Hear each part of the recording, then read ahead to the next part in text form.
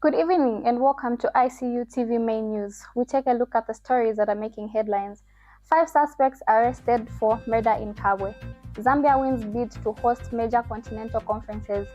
Government begins digitalization of identity services at National Registration Department. In our international news, Russian attack on Kyiv kills 14, injuries dozens. And in our sports news, Grant recalls fashion Sakala as Zambia names squad for Morocco clash. With the news in detail, my name is Muilalavnes Mlenga. The Zambia Police Service has arrested 5 individuals in connection with the murder of 22-year-old Enoch Simfukwe Kasengele of 16 miles along Kabwe-Lusaka Road. Chowa Police Station concluded investigations and today charged the suspects with 1 count of murder, contrary to Section 200, Chapter 87 of the laws of Zambia. Those arrested include Nigerian national Nathaniel Bethlem, 34, Maria Zalomis, 40, Daniel Chilua, 40, Fortune Muitangati, 23, and Gift Daka, 25. All suspects remain in custody and will appear in court soon. Police reaffirm their commitment to ensuring justice is served without fear or favor. Zambia wins bid to host major continental conferences. Zambia has secured the right to host 3 high-level continental conferences in marketing, ICT, and procurement, making a major milestone for the country's fast-growing meetings, incentives, conferences, and exhibitions tourism sector. Tourism Minister Rodney Sikumba the win affirms Zambia's capacity to host world-class events, noting the MICE tourism contributes up to 80% of hotel occupancy and supports jobs across various industries. Zambia Institute of Marketing ZIM President Mwewabesa praised the collaborative effect behind the successful bid, calling it a win for the nation. He said hosting the events would open up new business opportunities, promote recognition partnerships, and highlight Zambia's professional capabilities on the African stage. Meanwhile, Zambia Tourism Agency CEO Matongo Mutamwandi reaffirmed the country's potential as a top MICE destination, adding to the agency will continue promoting Zambia globally. The Ministry of Tourism has since commended ZIM, ICTAZ, ZIPS, and ZTA for their leadership in securing this achievement. Government begins digitalization of identity services at National Registration Department. The government has commenced the digitalization of identity services under the Department of National Registration, Passport, Citizenship to improve efficiency, security, and accessibility. Ministry of Home Affairs and Internal Security Permanent Secretary Dixon Matembo announced the development during a courtesy call on the Zambia Embassy in Addis Ababa, Ethiopia.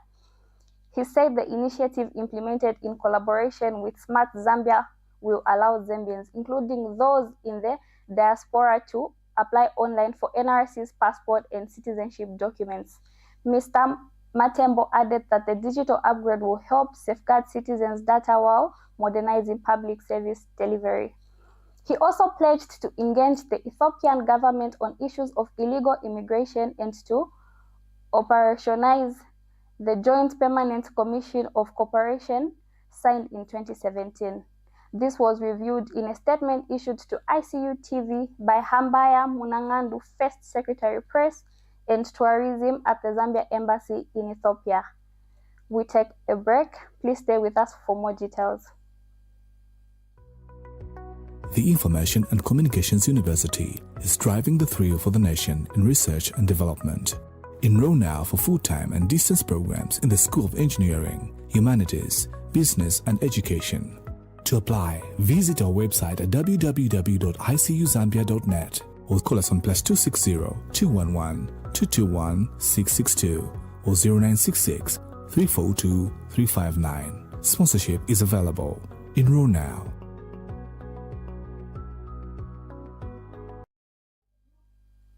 Thank you for staying with us. Welcome back. In our local stories, LCC shuts down Park Emperor Complex over sanitation breaches.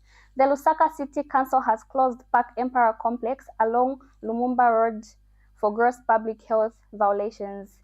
A recent inspection revealed that the busy trading center, which hosts over 70 restaurants and other businesses, has only one working toilet that was discharging raw sewage into main drainage system. The council acted after receiving multiple complaints from the public. The inspection by LCC's Public Health Department confirmed serious sanitary breaches, including environmental contamination. Landlords of the complex have been summoned to account for the health hazards under their management. LCC has reaffirmed its zero-tolerance stance on such violations and warned the similar enforcement action will be taken against any non-complaint premises. The Lusaka City Council has closed down Park Imperial Complex along Lumumba Road opposite Comesa Market due to, gross violations of public health regulations. The complex, which houses over 70 restaurants and various other businesses, was found to have only one functional, toilet facility. A situation deemed highly inadequate given, the number of business operators around that premises and also, daily, patrons or customers, if you like. Further, the same toilet was observed to be, discharging raw sewage, including fecal matter and contaminated water, directly into the Lumumba main drainage system, posing a serious threat to public health. They also, did not have, proper solid waste management systems in place. People were just, discharging off, garbage illegally. Others, dumping into the Lumumba drainage. Further, also compromising, public health of members of the public, the situation that should not be allowed. And, following complaints that members of the public have been heaping to the council, we saw it fit that we conduct, a thorough inspection through our public health department. And the investigation actually confirmed that the complex was indeed responsible for the unsanitary discharge and environmental, contamination. The landlords of these premises have since been summoned by the council to provide explanations as to why such, conditions were allowed to persist under, their management. We wish to reiterate our commitment to safeguarding public health and ensuring that, all commercial establishments operate within the confines of the law as they continue to conduct business, because at the end of the day, we need to protect one another. We will ensure that we conduct regular inspections throughout, and, any entity found in breach of sanitary standards will face appropriate enforcement action. Government injects 200 million into LASF launches 2024 to 2026 strategic plan. The government has injected 200 million into the local authorities' superannuation fund as part of the broader strategy to dismantle pension arrears and ensure retirees receive their benefits on time. The announcement was made by Minister of Local Government and Rural Development, Honorable Govt Lubalo, MP, during the official launch of the LASF 2024 to 2026 strategic plan in Lusaka. Honorable Lubalo revealed that the disbursement is part of a 400 million allocation of the year, bringing total government support to LASF to 1.6 billion since 2017.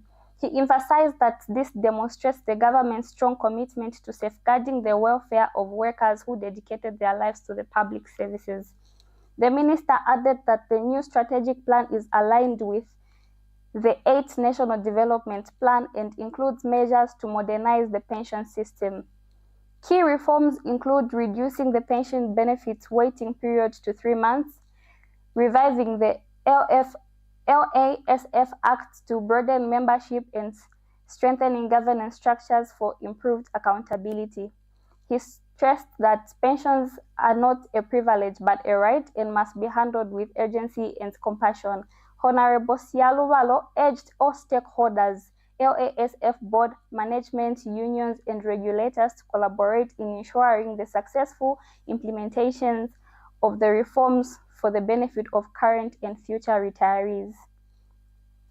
Government train artisanal gold miners in Northwestern Province. Government has commenced training for over 90 cooperatives of artisanal and small-scale miners in Kikonge, Mufumbu, and Dengwe Kasempa, following the issue of gold mining offer letters. Northwestern Province Deputy Permanent Secretary Lakson Mulumbi said the 20-day training program is part of efforts to formalize the sector and improve safety, with mining licenses to be issued upon competition. He emphasized that illegal mining will not be tolerated and stressed the sector's importance to economic growth. Speaking during the launch in Mufumbwe, Mr. Mulumbi also reviewed plans to establish structured markets to ensure miners receive price fairly. Mufumbwe MP Elliot Kamondo added that training will reduce mining accidents and promote safer operations. ZNS medical examinations for youth trainees underway. Medical screenings for 1,092 youths selected for the Zambia National Service ZNS Voluntary National Service Training are currently underway at ZNS camps in Kitwe, Kasama, and Katete. The checks aimed at assessing the fitness of recruitment ahead of September 1st training start are progressing smoothly. The 6-month program includes 468 females and 624 males selected from across all constituencies, with 7 youths chosen per constituency. In addition to health assessments, officials are also verifying academic credentials to ensure eligibility. The training initiative was revived after President Hakainde Hichilema's detective in November 2024. So far, 17.1 million has been allocated through the Constituency Development Fund, CDF, to support the program. We take another break. Hello, the Information and Communications University, ICU. What comes to your mind when you hear of this name? Is it the beautifully architectured infrastructure at our campus? Or is it the amazing students that are always performing well in their fields?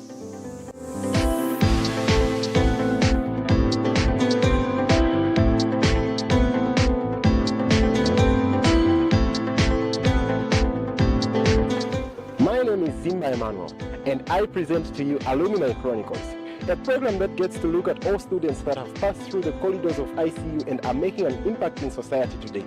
Join me every week as I sit down with former students and get to listen to them, what they have to say about life after they've been through the university. Remember, it's Icu TV every week.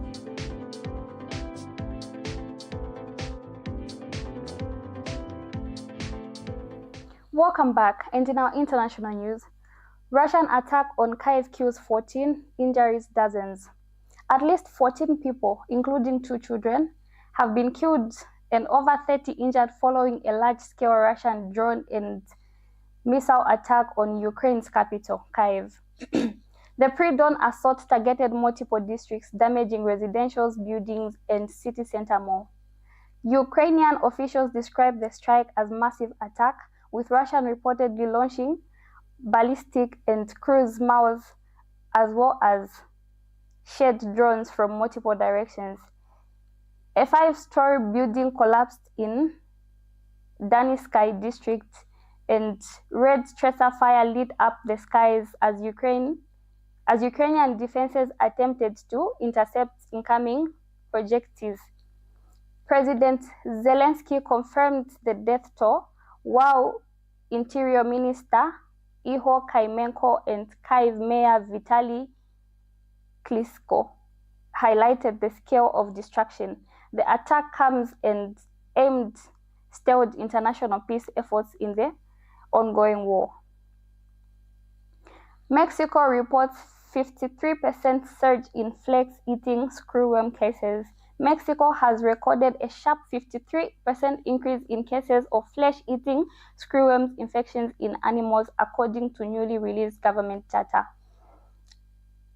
As of August 17th, authorities have reported a total of 5,086 cases, including 649 that are currently active. The screwworm, a parasitic fly larva that feeds on the living tissue of warm-blooded animals, primarily affects cattle but also been found into livestock and wildlife. The alarming rise in infections comes as the parasite continues in northward spread towards the United States border. prompting concern from both Mexican and US agricultural authorities. Experts warn that if not contained, the outbreak could have serious economic and public health implications, especially from livestock industries. Government agencies are reportedly stepping up containment and eradication efforts to prevent further spread. We take a short break. Stay tuned for sports news.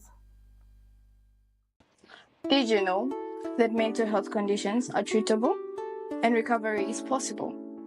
Hi, I'm Ngenia Febamoyo. I'm your host on Let's Talk Mental Health. I invite you all to this show where you freely express yourself, and together we find a solution. For more details, you can contact 0777 93 73 92, and we'll be there to help you find solutions to whatever you're going through.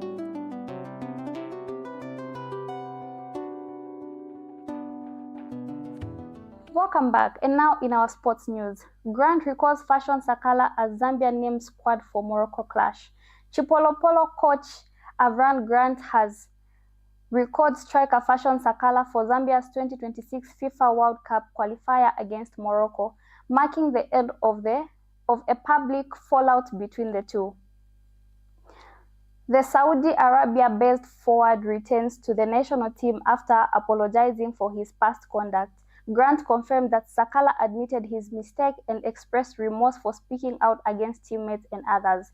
The coach accepted the apology, emphasizing that his only concern in the team and not personal conflicts.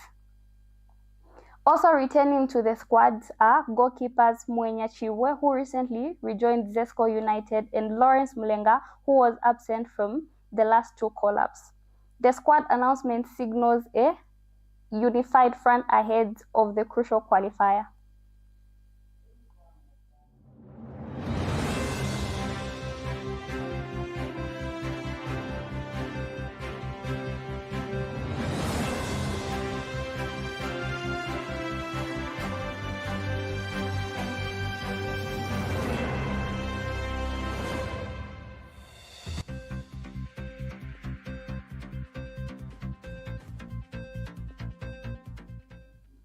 That sports action item, brings us to the end of the main news. But before we go, let's take a recap at the stories that are making headlines.